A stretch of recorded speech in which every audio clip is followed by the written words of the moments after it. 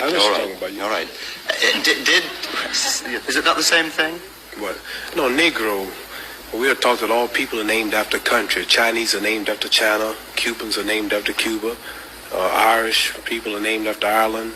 Indonesians are named after Indonesia. Japanese are named after Japan. Australians are named after Australia. But there's no country named Negro. All right, then let me... You understand? I understand. You're not as dumb as you look. Let me rephrase. Do I look that dumb? No, it's okay.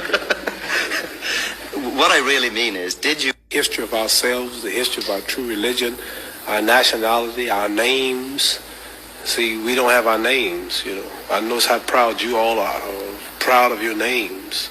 See, Chinese have names like Chang Chong, Lu Qian. This is Islamic teachings. Russians have names like Kosygin or Khrushchev. You have names like O'Connor or Grady or Kennedy. And Africans have names like Lumumba, Nkrumah. And Jews got names like Weinstein and Goldberg, and Italians got names like Dundee and Benvenuti and Marciano. But we have names like Grady and Clay and Hawkins and Smith and Jones and Johnson, but we are black. These are the slave names. Yeah, when I heard this, I knew it was the truth. It's history. So Muhammad Ali is a beautiful black name of our ancestors. So when I heard this, I just had to walk out of the church and Christianity because they never taught us our true knowledge. Then they told me how we were brainwashed in America. We see Jesus, he's white with blonde hair and blue eyes. We see the Lord's Supper, all white people. We see the angels in heaven, all white people. Woman, Miss World, a white woman. Even Tarzan, the king of the jungles in Africa, he was white. He said,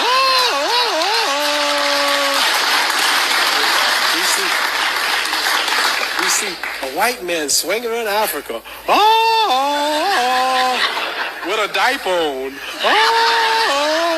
He beats up all Africans and break the lion's jaw. And then the Africans been in Africa for centuries. But he can't yet talk to the animals. But Tarzan, all of a sudden, some goat raised him up and he can talk to the animals. So I'm just showing you how the black man in America has been whitewashed his mind. And then we look at the good cowboys. They rode the white horses, and the president lived in a White House. They got TV commercials. White House cigars, White Swan soap, King White soap, White Cloud tissue paper, White Rain hair rinse, White Tornado Flow Wax, White Plus toothpaste.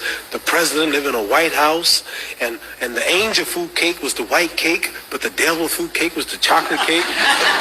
Everything good was white.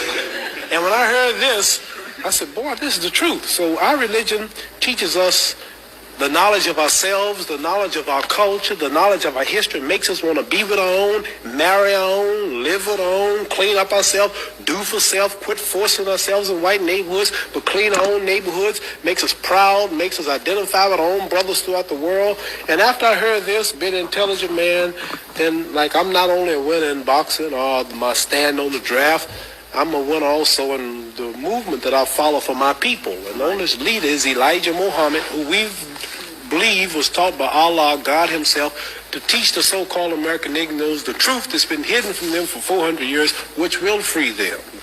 Has said something which perhaps a lot of us white people have misunderstood. Perhaps you can explain it to me. He said that white men are devils. Yes. What does he mean by that? He means just what he said. The deeds and the works of the man. He says the American devils. The lynching, the killing, cutting the black people's private out, sticking it in the mouth is what they did to us. Got a book called 100 Years of Lynching written by white men. Taking black women who was 4 months pregnant, they took us for years and hung us up with the feet and stuck a dagger in the stomach and ripped it and pulled the unborn baby out just to put fear in other slaves. They tied up black people to horses, and 2 horses, and pulled his arms out and pulled his legs out. Lemonade trains with white children and white people of America used to come and watch them tie up 10 or 15 black men and pour gasoline on them and burn them, watch them burn alive. They took us and hung us up with trees and shot us with bullets. They took and cut a hand off and gave it to the little boy, and they took the leg off. And this is worse than the devil. All right, but see, the devil, the preacher in the church taught us that the devil was up under the ground. Right. And he'll wait till he died before he burn us up. this white devil in America was worse because he burned us while we was alive. He didn't wait till we died. So what I'm trying to say is the deeds and the works. And I think this, if Elijah Muhammad can stand in America for 42 years before my little black self was born and say that the American white man is the devil, then the white man should get up and say you are a lie and carry him to court and say we are not the devil. Not one American, not one government official, one mayor, one senator, none of them will stand up and say that they are not devils and this man is lying. So what am I to do? Right. I believe it. Do you believe that every white man is a devil? I mean, Angelo Dundee, Harold Conrad? Angelo Dundee's Italian. He's got a lot of black blood in him. Harold Conrad's Jew. So there are exceptions. Listen. What I'm saying to you is this. I'm saying that Elijah Muhammad, our leader, teaches us this, and I believe everything he say. So it's not for me to prove that. You must remember, you have not lynched me. It wasn't the Germans that did this to us. It wasn't the white Canadians who's right on our border. He put emphasis on the American devils. He's missioned to America by God to preach the truth. So what I'm saying, let's say we got one white fellow in America who has proved that he means right. Let's say we got another one. White people have died in demonstrations for black people. Now, here's the position I'm in. Here's 10,000 whites coming to kill me.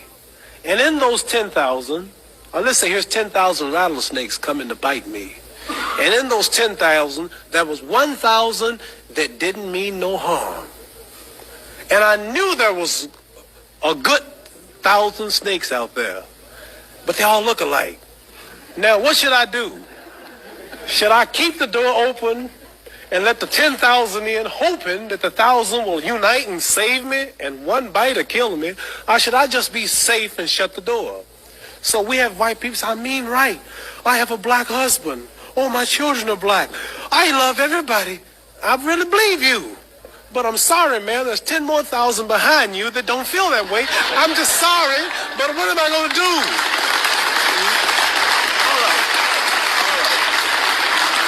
So I like to say this.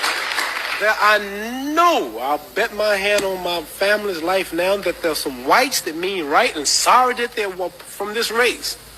But there's so few until it don't really matter, until I can't forget all the lynching, all the depriving, all the murder, everything that's been happened because they're two that mean right. Right, but see, when America dropped bombs on Vietnam, she drops them. Okay. Babies, boys, when she dropped the bomb on Japan, she dropped it. They don't say some innocent, they just said war. So when a person in Belfast leave a bomb, they don't say, well, there's a kid that's innocent in here. There's an old lady, she's blind. They just, boom, throw the bomb. So what I'm saying, not because they do, we have a problem. It's black and white. And maybe there's a few voices, I mean right, but there's so many that don't. So we have to look at the problem as a whole. I want to get that plain. I know there are whites that mean right. Okay. You yourself have some little white blood in you. Yeah, what are you saying? You feel totally Negro, or do you feel black? Yeah. Well, nobody is really totally. Like Chinese are yellow, they say, but they're not really yellow. They say you white. Give me something white. You don't look white. Here's white. See, this is white. You're not white. You're kind of pinkish. Okay. You're not white. See, that's white. Right. So I'm not black, but I'm considered black. But as far as the blood is concerned, some people say, you talk so bad about us in America. You have white blood in you. How did I get white blood in me? Well, you know. Way back 100 and something years ago, the old slave master's wife used to get tired. And he would sneak back in old Granny's shack. And old Granny had big hips, and she was pretty and had a big breasts and big legs, and she was strong. She worked all day to clean up the white lady's house, raise the white lady's babies, and the old white lady was tired and weak, and the old black slave was back there all strong, and he would slip back at night and close the door, and you know what he would do? I can guess. You can guess what he would do? And then here come me, half black. See?